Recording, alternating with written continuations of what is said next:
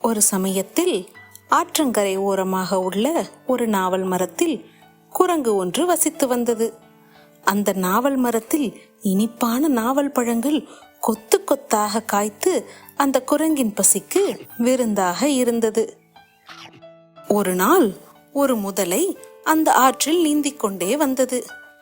ஓய்வெடுப்பதற்காக ஆற்றங்கரை மேட்டின் மீது ஏறி வந்தது. குரங்கு அந்த முதலையை நட்பாக பார்த்து சிரித்தது. இங்கே எனது பசிக்கு ஏதேனும் உணவு கிடைக்குமா என்று முதலை கேட்டது.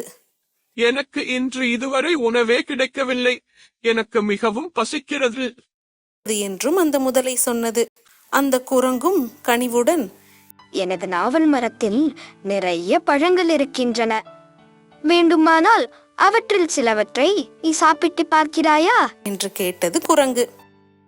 அந்த குரங்கு சில நாவல் பழங்களையும் முதலைக்கு அருகில் வீசியது. பழங்களின் சுவை அந்த முதலைக்கு மிகவும் பிடித்து போனது. தனது வயிறு நிறைய நாவல் பழங்களை தின்று முடித்த பிறகு அந்த குரங்கும், இனி பசித்தால் எப்பொழுது வேண்டுமானாலும் இங்கே வந்து என்னிடம் நாவல் பழங்களை நீ பெற்றுக்கொள்ளலாம் என்றது.